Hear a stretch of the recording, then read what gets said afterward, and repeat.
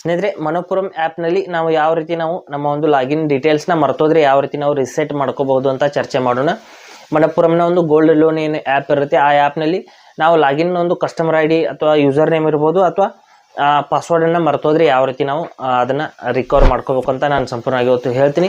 ಹಾಗೆ ನಮ್ಮ ಚಾನಲ್ಗೆ ಮೊದಲು ಬಂದಿದ್ದರೆ ದಯವಿಟ್ಟು ನಮ್ಮ ಚಾನಲ್ನ ಸಬ್ಸ್ಕ್ರೈಬ್ ಮಾಡಿ ಮತ್ತು ಪಕ್ಕದಲ್ಲಿರುವಂಥ ಬೆಲ್ ಐಕನನ್ನು ಪ್ರೆಸ್ ಮಾಡಿ ನಮ್ಮ ತಂತ್ರಜ್ಞಾನ ಆಧಾರಿತ ಬೃಹತ್ ಕುಟುಂಬದ ಸದಸ್ಯರಾಗಿ. ಸ್ನೇಹಿತರೆ, ಮನಪುರಂ ಆ್ಯಪ್ನ ನಾನು ಓಪನ್ ಮಾಡಿಬಿಟ್ಟು ನಿಮಗೆ ತೋರಿಸ್ತೀನಿ ಯಾವ ರೀತಿ ನಮ್ಮ ಒಂದು ಲಾಗಿನ್ ಡೀಟೇಲ್ಸ್ನ ನಾವು ಮರ್ತೋದ್ರೆ ಯಾವ ರೀತಿ ನಾವು ರಿಕವರ್ ಮಾಡ್ಕೋಬೋದು ಅಂತ. ಇಲ್ಲಿ ನೋಡಿ, ಆ್ಯಪ್ನ ಓಪನ್ ಮಾಡಿದ್ದೀನಿ. ಇಲ್ಲಿ ಯೂಸರ್ ನೇಮ್ ಮತ್ತು ಪಾಸ್ವರ್ಡ್ ಅಂತ 2 ಆಪ್ಷನ್ಸ್ಗಳು ನೋಡೋದಕ್ಕೆ ಸಿಗುತ್ತೆ. ನಾವು ಯೂಸರ್ ನೇಮ್ನ ಮರ್ತೋದ್ರೆ ನಮ್ಮ ಒಂದು ಏನೊಂದು ಸ್ಲಿಪ್ನ ಕೊಟ್ಟಿರ್ತಾರೆ, ಅವರು ಅಕೌಂಟನ್ನು ಕ್ರಿಯೇಟ್ ಮಾಡ್ತಿರ್ಬೇಕಾದ್ರೆ ಏನೊಂದು ಸ್ಲಿಪ್ನ ಕೊಟ್ಟಿರ್ತಾರೆ, ಅದರಲ್ಲಿ ನಮ್ಮೊಂದು ಕಸ್ಟಮರ್ ಐ ಡಿ ಅಂತ ಇರುತ್ತೆ, ಅದನ್ನೇ ನಾವು ಯೂಸರ್ ನೇಮ್ ಆಗಿ ಇಲ್ಲಿ ಉಪಯೋಗ ಮಾಡ್ಕೋಬೇಕಾಗತ್ತೆ, ಬೇರೆ ಏನೂ ಇಲ್ಲ. ಇಲ್ಲಿ ಯೂಸರ್ ನೇಮ್ ನಾವು ಕಸ್ಟಮರ್ ಐ ಡಿನೇ ನಾವು ಯೂಸರ್ ನೇಮ್ನ ಮಾಡ್ಕೋಬೇಕು. ನಂತರದಲ್ಲಿ ಪಾಸ್ವರ್ಡನ್ನು ಮರ್ತೋದ್ರೆ ಇಲ್ಲಿ ಕೆಳಗಡೆ ಫಾರ್ಗೆಟ್ ಪಾಸ್ವರ್ಡ್ ಅಂತ ಒಂದು ಆಪ್ಷನ್ ಇದೆ, ಅದ್ರ ಮೇಲೆ ನಾವು ಕ್ಲಿಕ್ ಮಾಡಿಬಿಟ್ಟು ಪಾಸ್ವರ್ಡನ್ನು ಒಂದು ರಿಸೆಟ್ ಅಥವಾ ಚೇಂಜ್ ಮಾಡ್ಕೋಬೋದು. ಅದಕ್ಕೂ ಕೂಡ ನಾವು ಇಲ್ಲಿ ಕಸ್ಟಮರ್ ಐ ಡಿ, ಅದೇ ಕಸ್ಟಮರ್ ಐ ಡಿನ ಇಲ್ಲಿ ಹಾಕಬೇಕಾಗುತ್ತೆ. ಹಾಕಿಬಿಟ್ಟು ಸೆಂಡ್ OTP ಅಂತ ಕ್ಲಿಕ್ ಮಾಡ್ಕೋಬೇಕು. ಇಲ್ಲಿ ನೋಡಿ, ಈ ರೀತಿ ಸೆಂಡ್ OTP ಅಂತ ಕ್ಲಿಕ್ ಮಾಡಿದ ನಂತರದಲ್ಲಿ ಇಲ್ಲಿ ನೋಡಿ ನಮ್ಮ ನಂಬರ್ಗೆ ಒಂದು OTP ಸೆಂಡ್ ಆಗುತ್ತೆ. ಆ ಒಂದು OTPನ ಇಲ್ಲಿ ಹಾಕಿಬಿಟ್ಟು ಸಬ್ಮಿಟ್ ಅಂತ ಕ್ಲಿಕ್ ಮಾಡ್ಕೋಬೇಕು.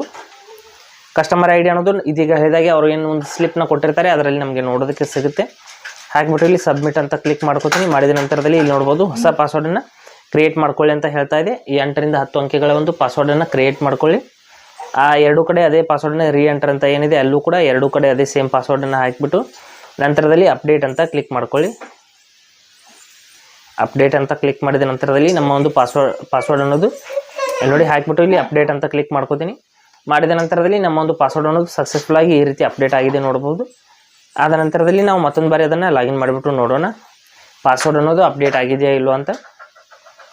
ಇಲ್ಲಿ ಡನ್ ಅಂತ ಕ್ಲಿಕ್ ಮಾಡ್ಕೋತೀನಿ. ಮಾಡಿದ ನಂತರದಲ್ಲಿ ಇಲ್ಲಿ ಯೂಸರ್ ನೇಮ್ನ ಹಾಕ್ತೀನಿ. ಯೂಸರ್ ನೇಮ್ ಅಂದರೆ ನಮ್ಮ ಒಂದು ಕಸ್ಟಮರ್ ಐ ಡಿ ಏನಿರುತ್ತೆ ಅದನ್ನೇ ನಾವು ಯೂಸರ್ ನೇಮ್ ಅಂತ ಕನ್ಸಿಡರ್ ಮಾಡ್ತೀವಿ.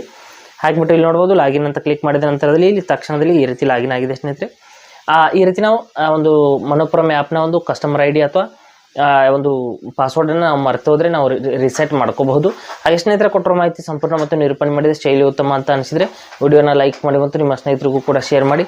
ಹಾಗೆ ಅದ್ರ ಬಗ್ಗೆ ಸಮಸ್ಯೆಗಳು ಡೌಟ್ಗಳಿದ್ರೆ ಕಮೆಂಟಲ್ಲಿ ಅವಶ್ಯವಾಗಿ ತಿಳಿಸಿ. ಮುಂದಿನ ವಿಡಿಯೋದಲ್ಲಿ ಮತ್ತೊಂದು ಹೊಸ ವಿಷಯದೊಂದಿಗೆ ಇದೇ ರೀತಿ ನಿಮ್ಮ ಮುಂದೆ ಬರ್ತೀವಿ. ಅಲ್ಲಿವರೆಗೂ ಟೇಕ್ ಕೇರ್.